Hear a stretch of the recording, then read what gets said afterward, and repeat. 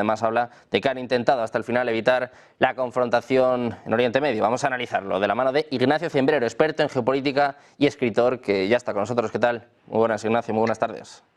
Hola, muy buenas tardes a todos. Encantados de tenerte por aquí, Ignacio, en un momento de mucha tensión, esperando el ataque inminente por parte de Irán. Estados Unidos decía que parecía que se podía atrasar hasta el jueves o hasta el viernes, pero también muchos hablaban de que esta organización de cooperación islámica podía marcar el inicio de los ataques. ¿Cómo es la situación en Oriente Medio y hasta dónde crees que va a llegar Irán?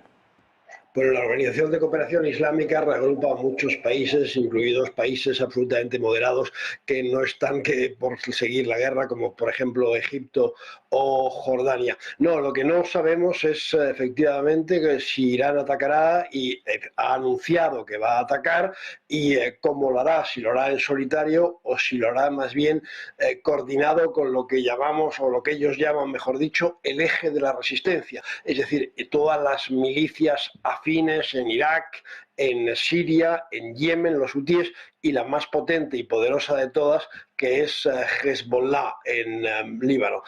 No sé, se lo tiene que pensar muy bien Irán, porque quizás esta vez la respuesta que le dé Israel no será, digamos, tan limitada como la de abril. Biden no podrá ejercer ese papel, digamos, de retención que sí tuvo en abril con Israel, y quizás, pues la respuesta sea mayor y la destrucción, sobre todo de instalaciones militares y quizás también de instalaciones nucleares en Irán, sea mayor si Irán de verdad al final ataca a Israel. Pendientes de esta tensión, contábamos hace escasos minutos informaciones de medios iraníes que hablan de que Irán ha pedido acceso al espacio aéreo tanto de Irak como de Jordania, dos de los países que precisamente en el ataque del 13 de abril derribaron algunos misiles, ayudaron a Israel, sobre todo en el caso de Jordania. Por esto te quiero preguntar, la tensión en Oriente Medio, que claro, en el caso de que ataque va a escalar, ¿no? Va a hacer que se posicionen todos los países. La tensión va a escalar en el caso de que haya ataque. Lo que pasa es que Irán quiere incordiar, pero en ningún caso quiere un conflicto generalizado, porque sabe perfectamente que militarmente saldría perdiendo. Saldría perdiendo no solamente porque Israel sigue siendo, aunque esté empantanado en Gaza, sigue siendo más poderoso, sino porque sabe que Israel contaría con ayuda de Estados Unidos y de otros países de la zona y de otros países occidentales.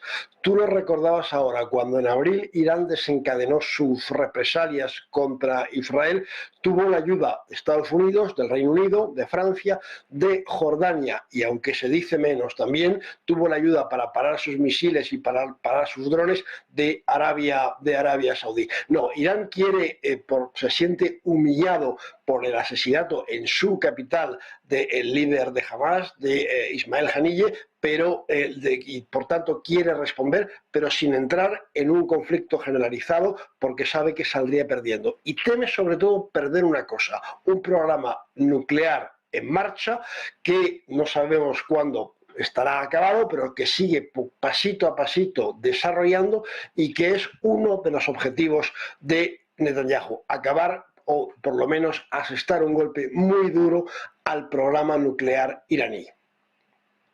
Pendientes de la tensión en Oriente Medio, quiero preguntarte también por la tensión en Venezuela. Hace escasos minutos mostrábamos declaraciones por parte del presidente de Chile, Gabriel Boric, que volvía a incidir en que Maduro es un líder autoproclamado de Venezuela y seguía insistiendo en el fraude electoral. Vemos a algunos países reculando un poquito, como el caso de Argentina. Lula sigue, en este caso con una posición un tanto ambigua, pero sigue desde luego creciendo la tensión, mientras tanto la oposición como en este caso el régimen de Maduro no son capaces ni de mostrar actas ni de convencer al mundo de que son los ganadores.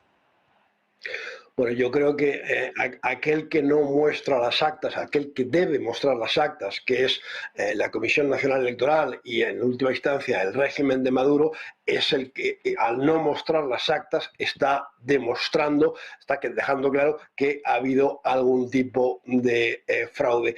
Y yo creo que Maduro sigue contando con algunos amigos, como por ejemplo el régimen cubano o Vladimir Putin, pero que en general incluso incluso en Latinoamérica está resultando bastante aislado, con matices, pero unos y otros, incluso presidentes de izquierdas, como el presidente de Chile, le ha criticado, la Unión Europea también se ha movido y no digamos ya Estados Unidos, que directamente reconoce a su rival, a Edmundo González, como el vencedor de las elecciones.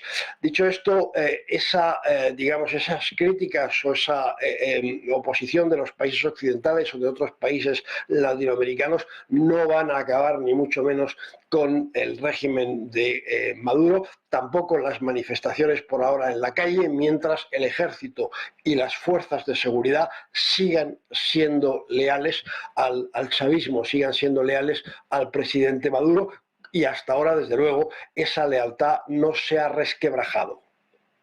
Bueno, pues pendientes de Venezuela, de Latinoamérica, quiero preguntarte también por el conflicto civil en Reino Unido. Se hablan de más de 100 manifestaciones en el día de hoy. El propio primer ministro británico, Keir Starmer, hablaba de un ejército permanente. ¿Cómo ves también la situación en Reino Unido, que también empieza a descontrolarse? Son unos disturbios absolutamente insólitos, muy violentos para lo que es Europa, para los niveles de violencia a los que estamos acostumbrados en Europa, y yo diría que en ningún momento, por ahora en todo caso, toquemos madera, en la Europa continental hemos visto nada parecido. Sí ha habido manifestaciones contra la inmigración, en Alemania, por ejemplo, etcétera, pero este grado de violencia, además, en buena medida promovido, incitado por noticias falsas, por bulos que se hacen circular sobre el origen, por ejemplo, de la matanza de las niñas en Southampton, pues la verdad es que nada parecido lo hemos visto en Europa Occidental. ¿Por qué? Pues no lo sé muy bien. Creo que merece una larga reflexión, un largo análisis. Yo diría que en parte también quizás porque la extrema derecha británica, que sí existe, no tiene una representación en el Parlamento, tiene una mínima representación en la Cámara de los Comunes, y que esa frustración que en otros lugares se ve en los parlamentos, en el Benelux, en Francia, en Italia incluso Meloni está gobernando, allí no, esa frustración no tiene un lugar donde expresarse, y al final en el Reino Unido se ha expresado en la calle y a través de la violencia. Para terminar, te quiero preguntar también, Ignacio, por el conflicto en Ucrania. Como saben los espectadores, en las últimas horas, en los últimos días, ha habido un intento de incursión en la región de Kursk, y Putin habla de que es una provocación a gran escala. ¿Cómo es la situación en Ucrania? Y también el hecho de esta ofensiva por parte de Ucrania, que por cierto Estados Unidos hace escasos minutos, en palabras de John Kirby, dice pues que va a pedir todo tipo de aclaraciones y de explicaciones al país de Zelensky, al país presidido por Zelensky.